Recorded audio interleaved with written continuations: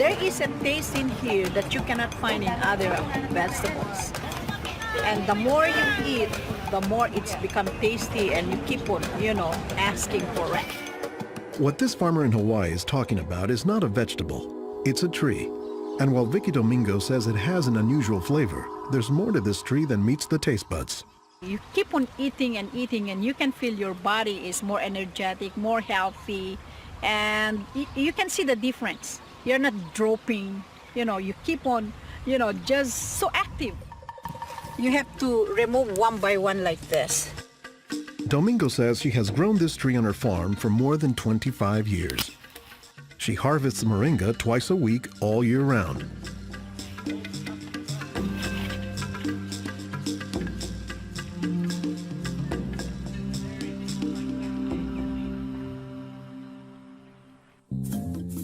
Every week, Domingo sends 1,000 pounds of moringa to the mainland. The rest of it ends up here at a Honolulu farmer's market, where most of her customers have eaten it their entire lives.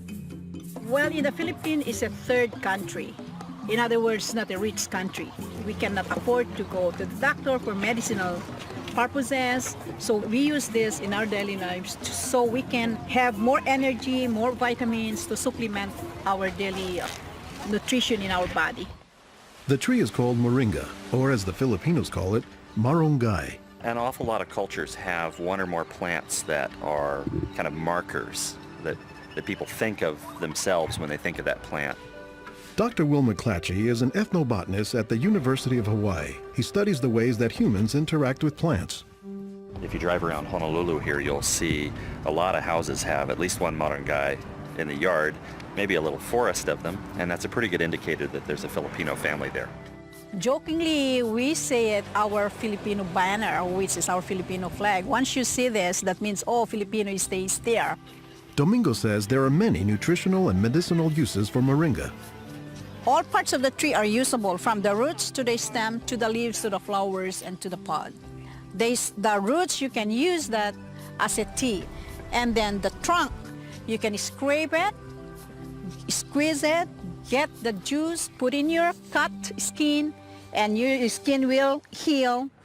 Some of this may be folktale, but some cultures have used moringa as a medicinal plant for thousands of years. McClatchy says moringa is worthy of its reputation as a tree with unusual nutritional properties. Thank you.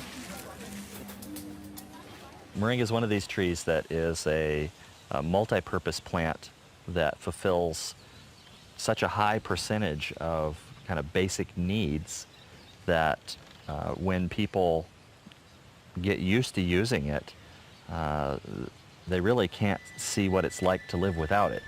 And many cultures don't. Today, moringa is used as a remedy and, in essence, a multivitamin in many of the world's warmest regions. Moringa is used widely in Africa and South Asia, and it's been introduced into South America and Central America, where it's also being used. So, this is not just a plant of a single community. We were just talking this morning with one of the owners of this plantation, and he was just telling me how the last time he was here, he had a handful of moringa leaves and that he worked all morning on it and felt great. Dr. Mark Olson is a botanist and a leading expert on moringa. He teaches at Instituto de Biología, Universidad Nacional Autónoma de México in Mexico City. Here, he is visiting a new moringa farm about 2 hours outside the city limits. So they've just planted these here, and soon they'll be nice and big. Olson says that while moringa can grow in places like Mexico or Hawaii, the tree is native to arid subtropical regions, places like Africa and southern India, hot places where moringa has proven its persistence. And this is a plant that really does do extraordinarily well in some of the most difficult areas, in areas that are very hot, areas that are very dry, areas where other things are very difficult to cultivate. Look at the little tuber there. This is one of the reasons it survives so well in dry areas. Also, they're storing lots of water in the wood. So that's one of the reasons this is such a remarkable tree. They don't have particularly deep roots. That's sort of a myth about moringas, that they survive because they have deep roots. No, they're storing water in their roots and their trunk. But moringa, says Olson, does a lot more than just survive, despite the tree's sometimes scraggly appearance. I don't think they're actually the most attractive tree. They're more a tree that you look at and you sort of love the way you love a scruffy friend or a scruffy dog. Because the branches sort of splay here and there, and they get burdened down with huge quantities of fruits on them. And that's actually what makes the tree so remarkable, is that it's such a generous tree. And that's because people have found multiple uses for so much of the tree, including its seeds. They're full of oil. You press the seeds, and then this wonderful aromatic oil comes oozing out, which you can use for cooking, you can use for cosmetics or lubrication or whatever.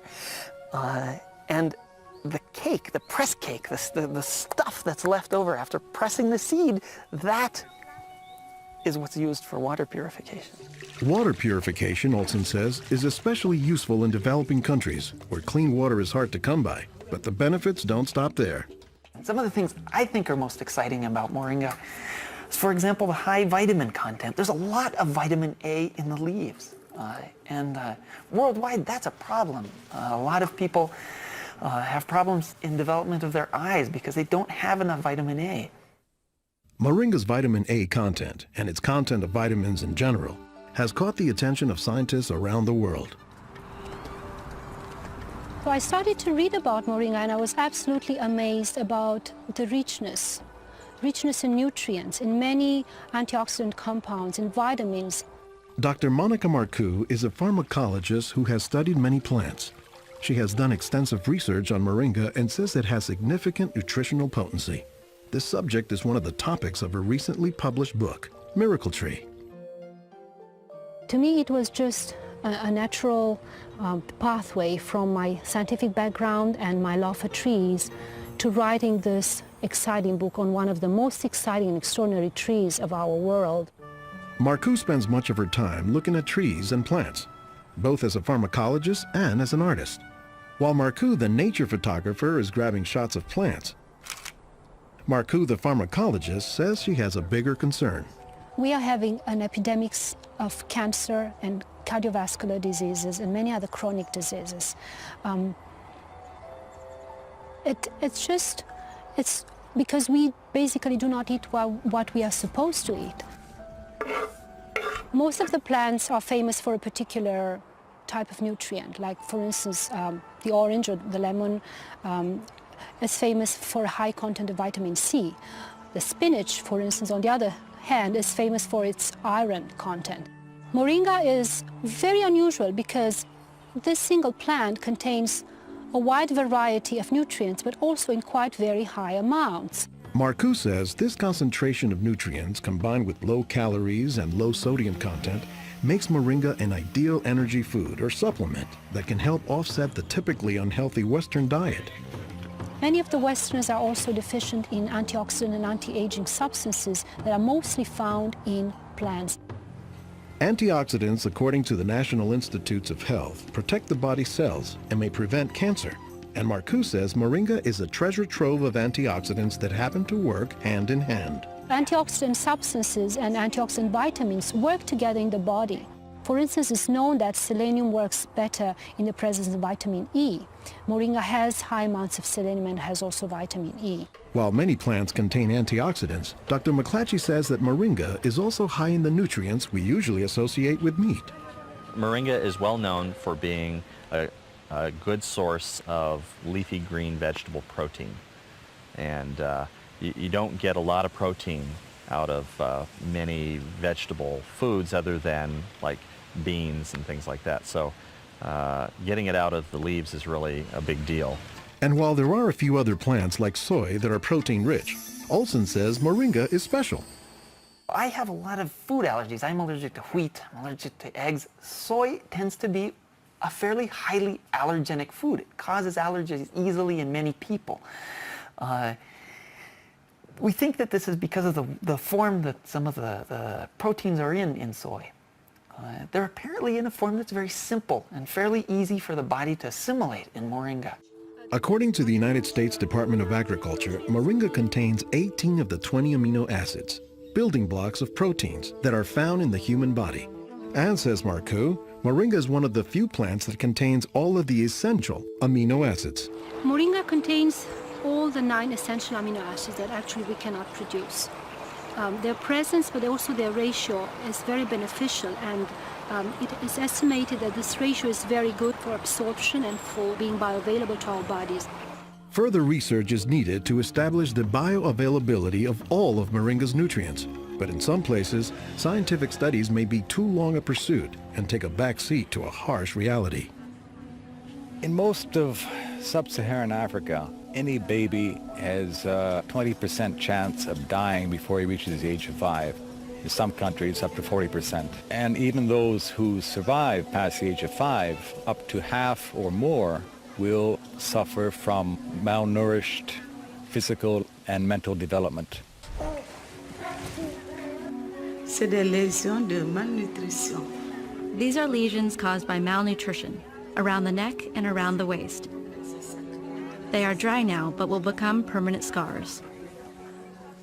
As the former regional representative for Church World Service in Senegal for 16 years, it was Lowell Fugley's mission to help local clinics develop ways to save children at risk to malnutrition. Having been born myself into a middle-class American family, I thought it was just by chance that I was born in these conditions and not in the condition of a poor African family in the bush of Africa and living a malnourished life.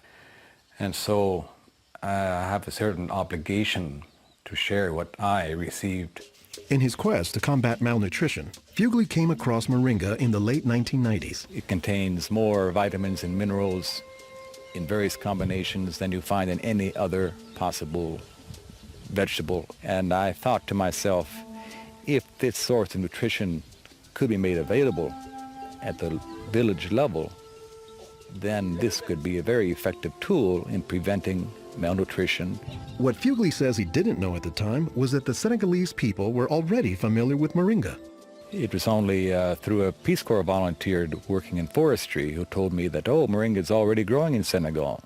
Not only was it growing, the people had been using it for generations, only they didn't refer to it as moringa. They called it nebedai, which Fugley suspects comes from the English words never die, after the tree's resilience. I ask any Senegalese, do you know the nebedai tree? Oh, yes, my mother makes a sauce from the leaves of this tree. We call it mboum. Every Senegalese knew this tree.